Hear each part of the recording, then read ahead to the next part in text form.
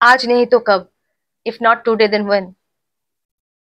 आज ही सुबह मैं एक न्यूज पढ़ रही थी, जॉब सर्वे की रिपोर्ट थी वो, जहाँ पे माइक्रोसॉफ्ट में 10,000 एम्प्लॉयज का ले ऑफ, इंटेल में 24,000 एम्प्लॉयज का ले ऑफ हुआ है, इवन दो टीसीएस में 12,000 एम्प्लॉयज का ले ऑफ हुआ है, इन्फोसिस में there is no hike, and बहुत सारे स्टार्टअप है जहाँ पे कोई भी एम्प्लॉयमेंट और रिक्रूटमेंट नहीं हो रहा है।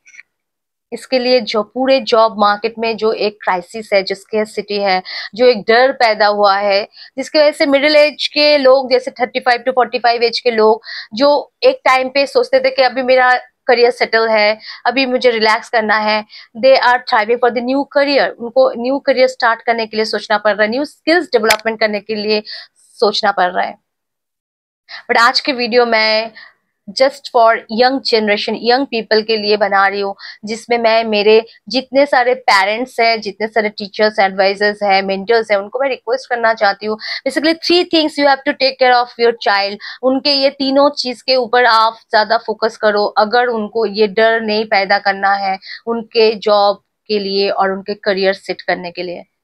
तो अभी के अभी ये तीनों चीज के ऊपर आप थोड़ा इम्पोर्टेंस दो और उनके ऊपर आप फोकस करो। नंबर 1, अगर आपके बच्चे पढ़ाई कर रहे तो पढ़ाई करने दो, बट उनको खाली उनके लर्निंग सब्जेक्ट के अंदर ही सीमित मत रखो, उनको खाली उनके एजुकेशनल करिकुलम में ही मत फोकस रखो, उनको दूसरे चीजों के ऊपर भी थोड़ा लर्निंग करने के लिए बोलो। जैसे उनके कोई पैशनेबल सब्जेक्ट है, उनके कुछ इंटरेस्ट है, बहुत अच्छे लगते हैं कोई सब्जेक्ट में, डांसिंग, स्पोर्ट्स, सिंगिंग, समथिंग, आप उनको आइडेंटिफाई करो, उनको इनकरेज करो कि उसमें वो लर्निंग करे, सीखे, अपना time they apart from there educational subject. Because आपको आज पता है, खाली गाना गाने के लिए, सिंगिंग के लिए खाली गाना गाना ही नहीं है, उनके रिदम्स, उनके musical different kind of instruments है, उनके पूरे इंडस्ट्री में बहुत सारे जॉब है कि they can apply for that. अगर कोई स्पोर्ट्स में पैशनेबल है तो इसके मतलब ये नहीं है कि उसको क्रिकेटर ही बनना है, फुटबॉल प्लेयर ही बनना है, बैडमिंटन प्लेयर ही बनना है। स्पोर्ट्स में भी different kind of jobs are open, तो उसके लिए भी वो अप्लाई कर सकते हैं। तो आप उसको फोकस करो उन चीज को, सब्जेक्ट को समझाने के लिए और सीखने के लिए। Just like history, geography, physics, chemistry and maths they are learning. Similarly अगर वो ये सब्जेक्ट भी पढ़ना चालू करे, उसमें थोड़ा जानना चालू करे, दे कैन आइडेंटिफाई कि उसमें उसको इंटरेस्ट एक्चुअली किस में मिल रहा है, कौन से लाइन में वो फोकस करे और कौन से करियर वो चूज करे। नंबर 2, आप खुद को भी और आपके बच्चों को भी एआई प्रूफ बनाओ। एआई प्रूफ मतलब जो काम एआई से नहीं होगा, जो काम एआई नहीं कर सकता, जैसे एक कारपेंटर का जॉब, बर्बर का जॉब, एक प्लम्बर का जॉब, इलेक्ट्रिशियन का जॉब, ये एआई नहीं कर सकते, वो एक ह्यूमन को ही करना पड़ेगा।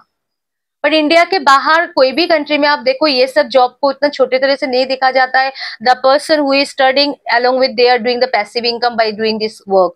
बट इंडिया में ये काम को इतने घिनौने तरीके से देखा जाता है कि बच्चे लोग वो काम करने वाले हैं वो सोच ही नहीं सकते, बट एमबीए किए हुआ है बट जॉब नहीं है, घर पे बैठे हैं, it's okay, but they can not do this kind of job because parenting ऐसे हुआ है। हम लोग उनको ऐसे सिखाए कि ये काम जो है बहुत छोटे तरीके के काम है, ये नहीं कर सकते, बट ये काम से ही आपको एक टाइम पे बहुत ज्यादा इनकम होगा।